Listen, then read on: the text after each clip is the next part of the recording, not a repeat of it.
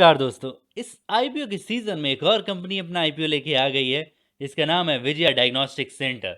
जानेंगे कंपनी के बारे में पूरी डिटेल में, कंपनी का करेंगे डीप में एनालिसिस, और सबसे ज़रूरी जानेंगे क्या हम लोगों को इस आईपीओ में अप्लाई करना चाहिए या नहीं। से शब्दों में चलिए शुरू करते हैं। दोस्तों, ये जो कंपनी इनकॉर्पोरेट हुई है वो 1981 में इनकॉर्पोरेट हुई है। आज की डेट में ये सदर्न इंडिया की one of the fastest growing chain है। वन स्टॉप सॉल्यूशन प्रोवाइड करती है इन रिलेशन टू पैथोलॉजी और रेडियोलॉजी टेस्टिंग का।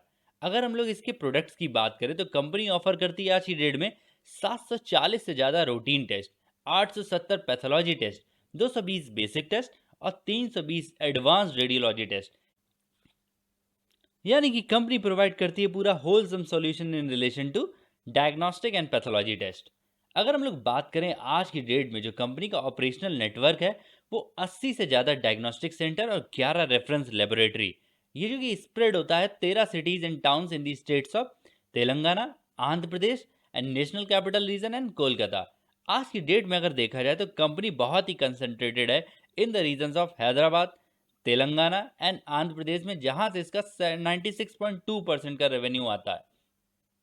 दोस्तों, अगर हम लोग बात करें ये कंपनी 31 मार्च 2021 में आज की डेट में यानी कि 6.2 मिलियन पैथोलॉजी टेस्ट कर चुकी है और 0.89 मिलियन रेडियोलॉजी टेस्ट कर चुकी है, जो कि इसने 2.63 मिलियन कस्टमर्स को ऑफर करे हैं। यानी कि कंपनी ने कोविड का बहुत अच्छा फ़ायदा उठाया और भरपूर पैथोलॉजी टेस्ट करे हैं, जिसका इम्पैक्ट इसके प्रॉफिट्स में भी दिखेगा।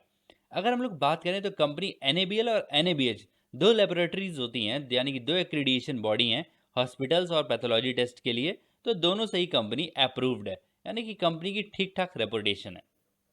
अगर हम लोग बात करें इसकी कॉम्पिटिटिव स्ट्रेंथ की तो largest and fastest diagnostic chain है सदर्न इंडिया की। ये चीज़ आपको ध्यान रखनी होगी। अफोर्डेबल है, वन स्टॉप सॉल्यूशन प्रोवाइड करती है बहुत सारी डायग्नोस्टिक सर्विस प्रोवाइडर का। और अगर इसकी बात करें तो इसका टेक्नोलॉजी स्ट्रक्चर बहुत स्ट्रांग है। आईटी इंफ्रास्ट्रक्चर से बहुत अच्छी मदद लेती है कंपनी। आज की डेट में सारे नेशनल एक्रीडिएशन होल्ड करती है और इसकी जो ब्रांड वैल्यू वो दिन पे दिन बढ़ती जा रही है ताकि ये अपने कस्टमर्स को रिकलेक्ट कर पाए। अगर हम लोग बात करें आईपीओ की डिटेल के, 1 तारीख को आईपीओ आएगा, 3 तारीख को लिस्ट हो जाए, 3 तारीख को क्लोज होएगा। 1 से 3 तक आपको अप्लाई करना है। 522 से 531 का प्राइस बैंड रखा गया है। अगर हम लोग बात करें तो 1895 करोड़ का आईपीओ है, जिसमें से पूरा का पूरा आईपीओ होता है 1895 का ऑफर फॉर सेल।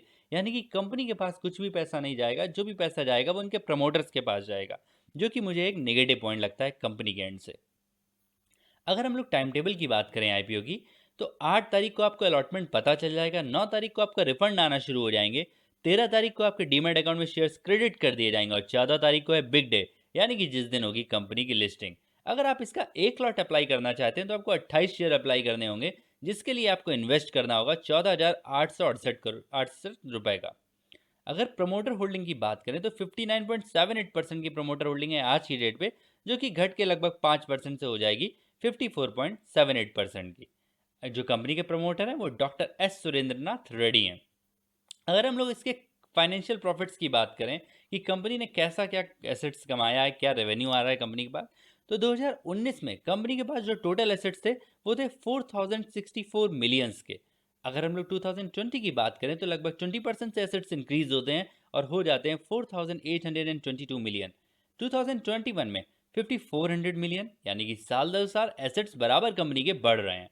रेवेन्यू की बात करें तो 3029 मिलियन होते हैं 2019 में और 3541 मिलियन होते हैं 2021 में, और जो कि बढ़ के हो जाता है लगभग 3885 मिलियन 2021 में। जिस तरीके से एसेट्स में आपने ग्रोथ देखी है उसी प्रकार से कंपनी के रेवेन्यूज भी बराबर बढ़ रहे हैं, यानी कि कंपनी की बैलेंस शीट एक साउंड साबित होती है।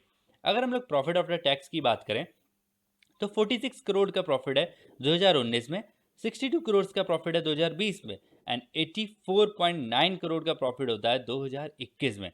यानी कि प्रॉफिट में भी अच्छी खासी जंप देखी गई है इस कोविड वाले पीरियड में। कंपनी के पास अच्छा खासा रेवेन्यू और अच्छा खासा प्रॉफिट, एक स्टेबिलिटी बनी हुई है। बट क्या ये profit out of the Covid period maintain रह पाएगा? ये कंपनी के लिए एक बहुत बड़ा सरदर्द होगा, क्योंकि कोविड में बहुत ज़्यादा टेस्ट हुए हैं जिसका फ़ायदा कंपनी ने भरपूर उठाया है। अगर हम लोग ऑब्जेक्ट की बात करें कि कंपनी अपना आईपीओ क्यों लेके आना चाहती है, तो सबसे पहला पॉइंटर है कि कंपनी शेयर मार्केट में जो बेनिफिट होता है लिस्टिंग का वो अचीव करना चाहती है। और दूसरा जो नेगेटिव पॉइंट हम लोगों ने पहले ही डिस्कस किया है, ऑफर फॉर सेल। अगर हम लोग बात करें इसके फाइनेंशियल रेशियोज की, जिसका रिटर्न ऑन इक्विटी बैठता है 23.41% का, और पी है इस कंपनी का 63 का। अगर हम लोग इसके कंपैरिजन के पीई से कंपेयर करेंगे तो डॉक्टर लाल पैथलैब का पीई आज की डेट में बनता है 100 के अप्रॉक्स, और मेट्रोपोलिस का पीई बनता है 75। यानी कि कंपनी एक फेयरली वैल्यूड होकर आ रही है। बहुत बड़ा लिस्टिंग गेन हम लोगों के लिए नहीं देखने को मिल सकता।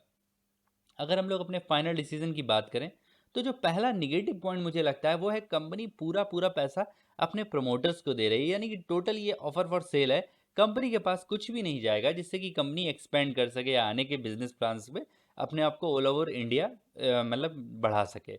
अगर वैल्यूएशन की बात करें तो एक फेयरली वैल्यूड कंपनी हमको साबित होती है। बहुत ज़्यादा मतलब अंडर वैल्यूड नहीं है कंपनी ने, अच्छा खासा मतलब जो लिस्टिंग गेन है वो ले रखा है ऑलरेडी अपने प्राइस में।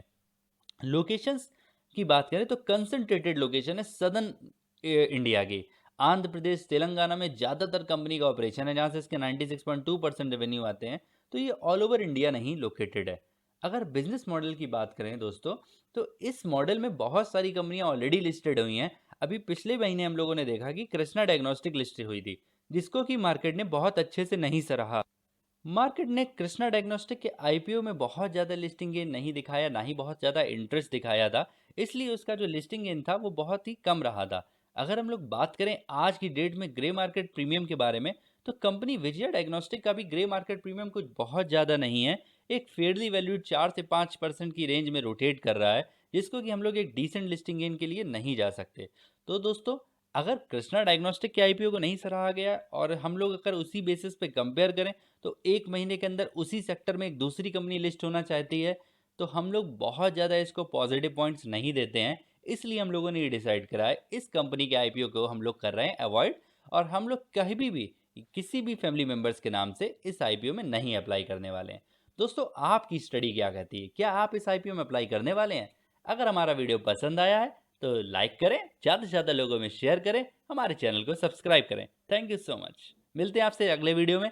तब तक हंसते रहिए, मुस्कुराते रहिए और खूब कमाते रहिए।